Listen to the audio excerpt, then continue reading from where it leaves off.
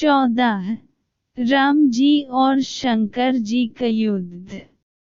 राम जी और शंकर जी का युद्ध।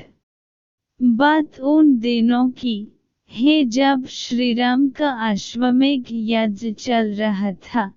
श्रीराम के अनुज शत्रुघ्न के नेतृत्व में असंख्य वीरों की सेना सारे प्रदेश को विजित करती जा रही थी। यज्ञ का अश्व प्रदेश जा रहा था।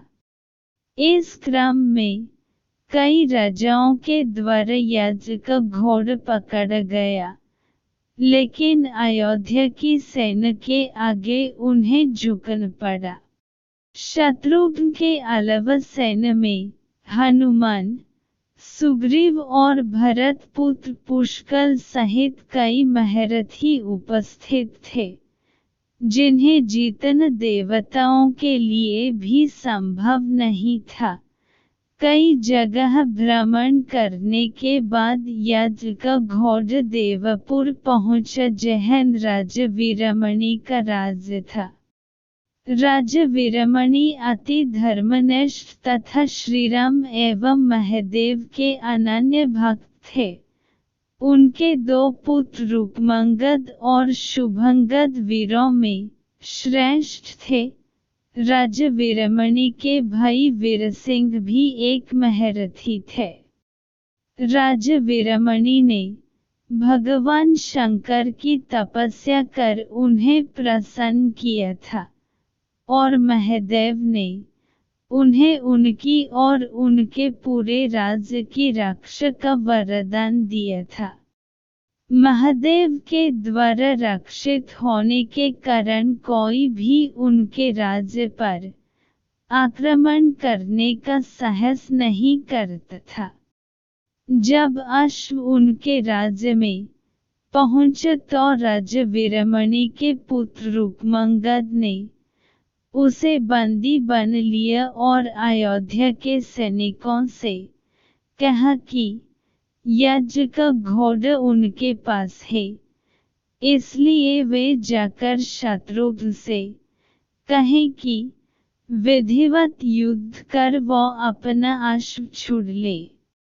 जब रूपमंगद ने ये सूचना अपने पिता को दी तो वो बड़े चिंतित हुए और अपने पुत्र से कहा कि अनजाने में तुमने श्रीराम के यज्ञ का घोड़ा पकड़ लिया है। श्रीराम हमारे मित्र हैं और उनसे शत्रुता करने का कोई औचित्य नहीं है, इसलिए तुम यज्ञ का घोड़ा वापस लौटाओ। इस पर रूपमंगद ने कहा कि हे पिताश्री, मैंने तो उन्हें युद्ध की चुनौती भी दे दी है, अतः अब उन्हें बिना युद्ध के अश्व लौटाना हमारा और उनका दोनों का अपमान होगा। अब तो जो हो गया है उसे बदला नहीं जा सकता, इसलिए आप मुझे युद्ध की आज्ञा दें। पुत्र की बात सुनकर वीरमणि ने उसे सेना सुसज्जित करने की आज्ञा दे दी। राजा वीरमणि अपने भाई वीरसिंह और अपने दोनों पुत्र रूपमंगद और शुभंगद के साथ विशाल सेना लेकर युद्ध क्षेत्र में आ गए। इधर जब शत्रुघ्न को सूचना मिली कि उनके यज्ञ का घोड़ा बंदी बन लिया गया है, तो वो बहुत क्रोधित हुए एवं अपनी पूरी सेना के साथ युद्ध के लिए युद्ध क्षेत्र में आ गए। उन्होंने पूछा कि उनकी सेना से कौन अश्व को छुड़ाएगा, तो भरत पुत्र पुष्कल ने कहा कि ताताश्री, आप चिंता न करें, आपके आशीर्वाद और श्रीराम के प्रताप से मैं आज ही इन सभी योद्धाओं को मारकर अश्व को मुक्त करता हूँ। वे दोनों इस प्रकार बात कर रहे थे कि पवनसुत हनुमान ने कहा कि राजा वीरमणि के राज्य पर आक्रमण करना स्वयं परमपित ब्रह्म के लिए भी कठिन है, क्योंकि ये नगरी महाकाल द्वारा रक्षित है। अतः उचित यही होगा कि पहले हमें बातचीत द्वारा राजा वीरमणि को समझना चाहिए, और अगर हम न समझ पाए तो हमें श्रीराम को सूचित करना चाहिए। राजा वीरमणि श्रीराम का बहुत आदर करते हैं, इसलिए वे उनकी बात नहीं टाल पाएंगे। हनुमान की बात सुनकर श्री शत्रुघ्न बोले कि हमारे रहते अगर श्रीराम को युद्ध भूमि में आना पड़े, ये हमारे लिए अत्यंत लज्जा की बात है। अब जो भी हो हमें युद्ध तो करना ही पड़ेगा। ये कहकर वे सेना सहित युद्ध भूमि में पहुंच गए। भयानक युद्ध छिड़ गया। भरत पुत्र पुष्कल सीधा जाकर राजा वीरमणि से भिड़ गया। दोनों अतुलनीय वीर थे। वे दोनों तरह तरह के शस्त्रों का प्रयोग करते हुए युद्ध करने लगे। हनुमान राजा वीरमणि के भाई महापराक्रमी वीरसिंह से युद्ध करने लगे। रुक्मांगद और शुभंगद ने शत्रुघ्न पर धावा बोल दिया। पुष्कल और वीरमणि में बड़ा घमासान युद्ध हुआ। अंत में पुष्कल ने वीरमणि पर 8 नराज बाणों से वार किया। इस वार को राजा वीरमणि सह नहीं पाई और मूर्छित होकर अपने रथ पर गिर पड़े। वीरसिंह ने हनुमान पर कई अस्त्रों का प्रयोग किया, पर उन्हें कोई हानि न पहुंच सके। हनुमान ने एक विकट पैर से वीरसिंह पर वार किया, इससे वीरसिंह रक्तवमन करते हुए मूर्छित हो गए। उधर श्री शत्रुघ्न और राजा वीरमणि के पुत्रों में असाधारण युद्ध चल रहा था। अंत में कोई चारा न देखकर शत्रुघ्न ने दोनों भाइयों को नागपाश में बांध लिया। अपनी विजय देखकर शत्रुघ्न की सेना के सभी वीर सिंहनाद करने लगे। उधर राजा वीरमणि की मूर्छा दूर हुई तो उन्होंने देखा कि उनकी सेना हार के कगार पर है। ये देखकर उन्होंने भगवान रुद्र का स्मरण किया।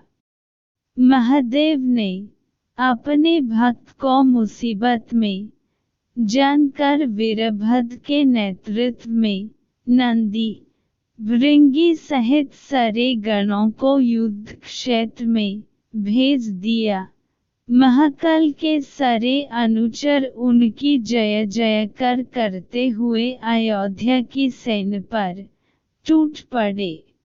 शत्रुघ्न, हनुमान और सारे लोगों को लगा कि जैसे प्रलय आ गया हो। जब उन्होंने भयानक मुख वाले रुद्रावतार वीरभद्र, नंदी, भृंगी सहित महादेव की सेना देखी तो सारे सैनिक भय से कंप उठे।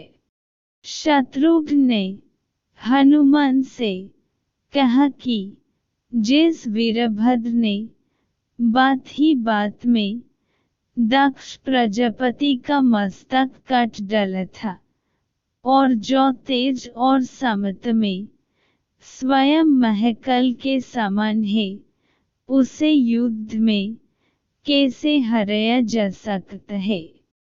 ये सुनकर पुष्कल ने कहा कि हे ताताश्री, आप दुखी मत हो। अब तो जो भी हो, हमें युद्ध तो करना ही पड़ेगा। ये कहते हुए पुष्कल वीरभद्र से, हनुमान नंदी से और शत्रुघ्न भृंगी से जा भिड़े। पुष्कल ने अपने सारे दिव्यास्त्रों का प्रयोग वीरभद्र पर कर दिया, लेकिन वीरभद्र ने बात ही बात में उसे काट दिया।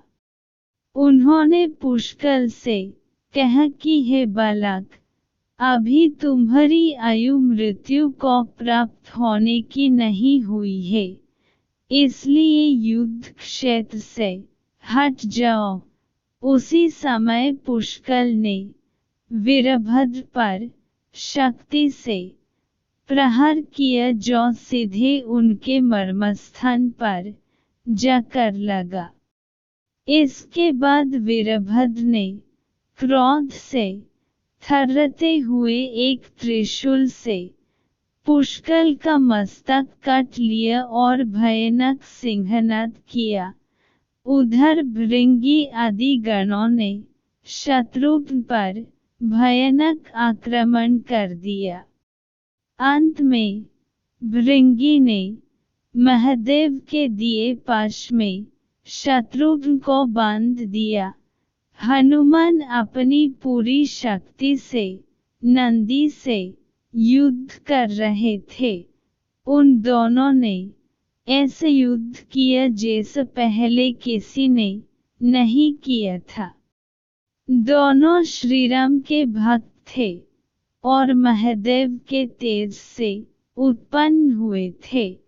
काफी देर लड़ने के बाद कोई और उपाय न देखकर नंदी ने शिवास्त्र का प्रयोग कर हनुमान को पराभूत कर दिया। अयोध्या के सैन्य की हार देखकर राजा वीरमणि की सेना में जबरदस्त उत्साह आ गया और वे बाकी बचे सैनिकों पर टूट पड़े। ये देखकर हनुमान ने शत्रुघ्न से कहा कि मैंने आपसे पहले ही कहा था कि ये नगरी महाकाल द्वारा रक्षित है, लेकिन आपने मेरी बात नहीं मानी। अब इस संकट से बचाव का एक ही उपाय है कि हम सब श्रीराम को याद करें। ऐसा सुनते ही सारे सैनिक शत्रुघ्न, पुष्कल एवं हनुमान सहित श्रीराम को याद करने लगे।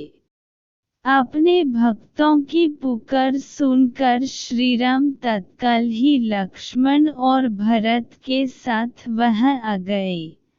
अपने प्रभु को आए देख सभी हर्षित हो गए एवं सबको ये विश्वास हो गया कि अब हमारी विजय निश्चित है।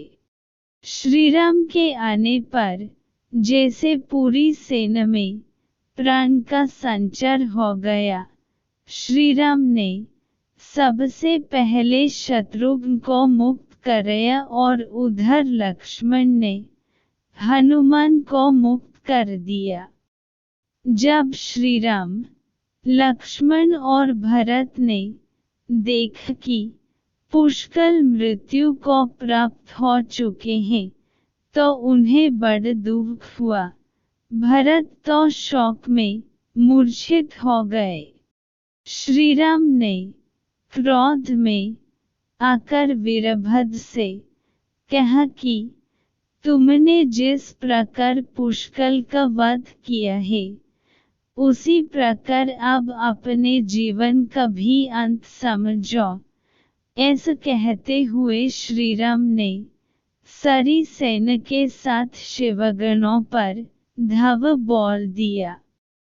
जल्द ही उन्हें ये पता चल गया कि शिवगणों पर साधारण अस्त्र बेकार है, इसलिए उन्होंने महर्षि विश्वामित्र द्वारा प्रदान किए दिव्यास्त्रों से वीरभद्र और नंदी सहित सारी सेना को विदीर्ण कर दिया।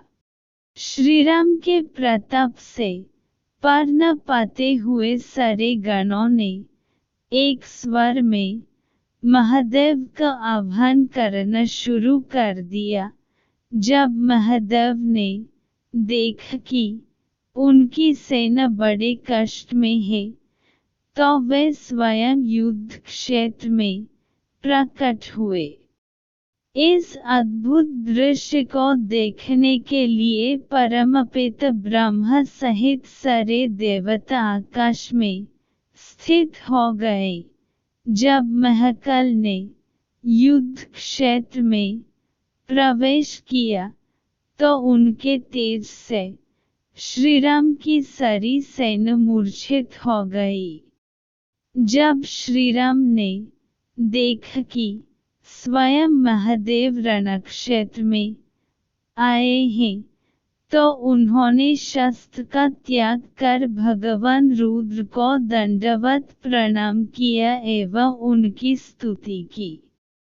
उन्होंने महाकाल की स्तुति करते हुए कहा कि हे सारे ब्रह्मांड के स्वामी, आपके ही प्रताप से मैंने महापराक्रमी रावण का वध किया।